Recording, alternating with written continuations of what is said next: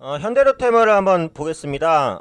현대로템 같은 경우 이제 기존의 그 경협주로 좀 분류가 되는 종목이기도 한데 이제 철도 차량 관련된 그 시스템을 이제 제작하고 공급하는 사업도 영위를 하고 있어요. 근데 오늘 같은 경우에는 이 두 가지 모멘텀이 모두 다 부각이 되고 있거든요. 그래서 먼저 이제 수주 관련 모멘텀을 살펴보고 그 다음에 이제 경협주 관련된 내용까지 전반적으로 한번 체크를 해보도록 하겠습니다.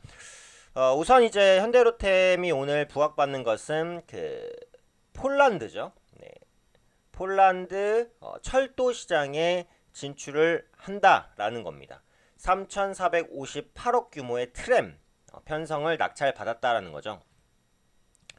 그래서 이제 현대로템이 지금 폴란드 시장에 그 철도 시장에 진출한 적이 없어요. 이게 사상 처음이라는 거예요. 그러니까 주식시장이라는 것은 항상 사상 처음을 많이 좋아합니다. 네, 왜냐하면은 처음이라는 것은 그것을 계기로 앞으로 더 성장해 나갈 수 있는 가능성이 있다라는 것을 의미하잖아요. 그래서 그렇게 해석을 하기 때문에 이번 폴란드 철도 시장 진출도 이번을 계기로 해서 폴란드에 적극적으로 진출할 수 있는 길이 열리지 않을까라는 기대감을 줄 수 있기 때문에 긍정적일 수 있다라는 거예요.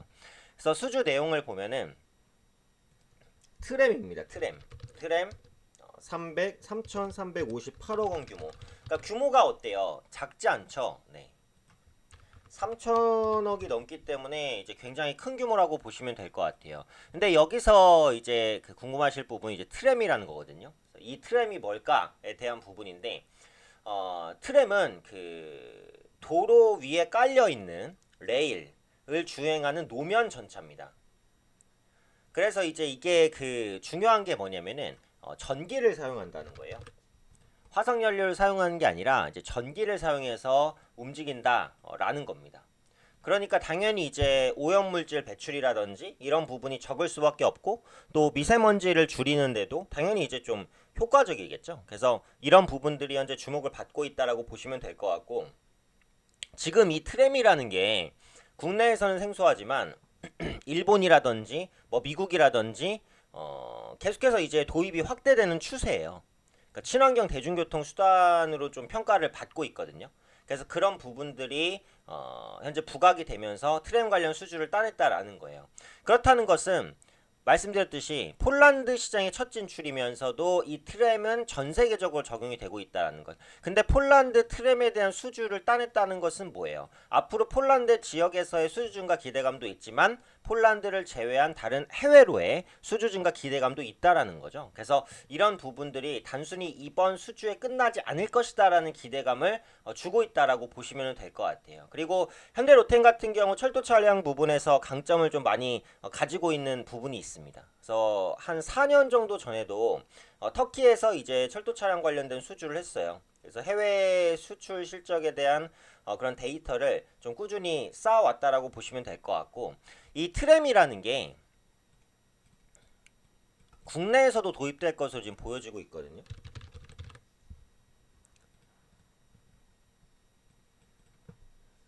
보시면은 이제 뭐 대도시죠. 이제 부산이라든지 아니면은 뭐 대전이라든지 이런 지방자치단체에서 트램 노선을 한 20개 정도 가량 추진을 하고 있습니다. 확보하려고요. 그래서 국내 트램 시장도 이제 본격적으로 열린다라고 한다면 아무래도 철도 차량 관련된 대표 종목이 현대 로템이니까 현대 로템이 이제 수혜를 받을 수 있다라고 보시면 될 것 같아요. 그래서 이런 부분들이 현재 부각이 되고 있고 실적 개선에 대한 기대감으로 연결이 된다라고 보고 있고 두 번째는 이제 현대 로템 같은 경우 그 개별적인 수주 모멘텀도 있지만 결국은 뭐예요? 경협주죠, 경협주. 경협주 중에서도 이제 대표격인 종목으로 좀 평가를 받아요. 제가 예전에도 경협주를 말씀드릴 때 경협주 보실 분들 대형주는 현대로템, 중소형주는 아난티를 보면 됩니다라는 말씀을 드렸는데 지금도 그 의견에는 변함은 없어요. 그래서 대표 이제 경협주라고 보시면 되는데 오늘 경협주가 전반적으로 올라가죠. 아난티, 그다음에 데아티아이, 그 외에 이제 기타 경협주들 적게는 3, 4%, 크게는 이제 7, 8%까지도 현대로템 포함해서 급등하는 모습이 나타나는데 경협 관련된 이슈가 있었습니다. 뭐냐면 트럼프가 김정은에게 친서를 받았다. 트럼프 대통령이 김정은 위원장에게 이제 친서를 받았다라는 이슈가 이제 나왔어요. 그래서 11일이죠. 현지 시간으로 트럼프 대통령이 백악관 기자들과 만난 자리에서 김정은 위원장으로부터 아름다운 친서를 받았다고 했습니다. 그래서 이 친서 내용이 뭔지는 아직 구체적으로 좀 나오지는 않았는데 어쨌든 친서를 받았다는 것은 뭐예요? 결국은 북미 간의 대화를 재개할 가능성이 높아졌다라는 것을 의미하잖아요. 그렇죠? 지금 경협주에 있어서 가장 크게 모멘텀이 될 수 있는 건 뭡니까? 3차 남북 정상회담입니다. 2차 남북 정상회담이 올해 초에 있었는데 별로 성과가 없었잖아요. 보신 분들은 아시겠지만 이제 표정도 안 좋고, 네, 실제로 북한은 이제 경제 제재를 좀 먼저 해제를 해줘라 이렇게 얘기를 했었는데 미국에서는 완전한 핵폐기 그리고 되돌릴 수 없는 그 핵시설 폐기, 비핵화 이런 부분이 확인되기 전까지는 제재를 풀지 않겠다라고 밝혔잖아요. 그러면서 2차 정상회담이 남북 정상회담이 아니죠. 북미 정상회담이 네, 북미 정상회담이 2차 북미 정상회담 성과를 못 냈기 때문에 시장이 기다리는 것은 지금 3차 북미 정상회담이란 말이에요. 그래서 여기서 이제 어떤 성과가 나오는지에 따라서 주가도 그 경협주의 주가도 좀 갈리겠죠. 근데 어쨌든 지금 북미 관계가 굉장히 냉각돼 있는 상태에서 친서 관련된 이슈가 부각되니까 호재로서 작용할 수밖에는 없었어요. 그래서 경협주가 오늘 전반적으로 오른다는 거고 제가 올려드린 영상을 꾸준히 보신 분들은 제가 경협주에 대한 관심을 지속적으로 말씀을 드렸어요. 어차피 순환매적인 관점에서도 그리고 결국은 이제 비약화로 가는 척을 하더라도 핵을 포기하는 쪽으로 표면적으로는 갈 것이다라는 말씀을 드렸고 무엇보다 경협주가 충분히 밀렸기 때문에 저가 매수가 들어올 수 있다라는 말씀을 많이 드렸는데 그런 부분들이 오늘 현대로템을 포함한 경협주에도 같이 부각되고 있는 것이다. 이렇게 보시면 될 것 같아요. 그래서 앞으로도 이제 경협주에 대한 관심은 조금 꾸준하게 가져가시는 게 좋겠다라고 말씀드리고 싶고요.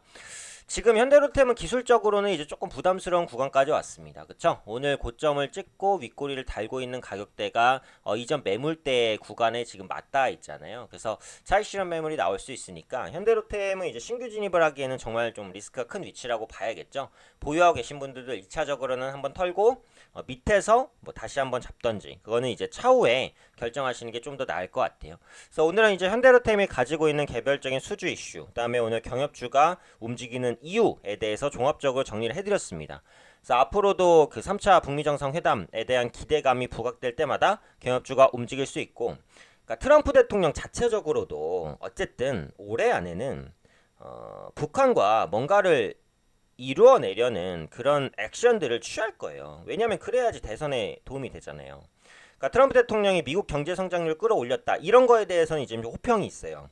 근데 지금 북한과의 관계 개선을 딱 이끌었냐? 지금은 딱히 그렇진 않잖아요. 교착 상태니까. 근데 북한과 어떠한 그 점진적인 합의라도 이끄는 모습이 보인다면 트럼프 대통령이 대외적으로는 어떻게 보이는 거예요? 경제 성장도 이끌고 북한과의 관계도 개선시켰다. 이런 부분들이 어쨌든 대선에는 도움이 될 수 있는 이슈 아닙니까? 그래서 이런 부분들을 노리기 위해서라도 트럼프 대통령도 김정은 위원장과의 이제 관계를 개선시키려는 액션을 취할 가능성이 높으니까 이런 부분들도 경협주에는 호재가 될 수 있다. 그래서 급등하는 부분에 따라가지는 마시고요. 눌리는 부분을 봐서 이제 저가 매수라든지 이런 부분들을 좀 꾸준하게 염두를 하시면서 대응하시면 좋지 않을까. 이렇게 말씀드리겠습니다.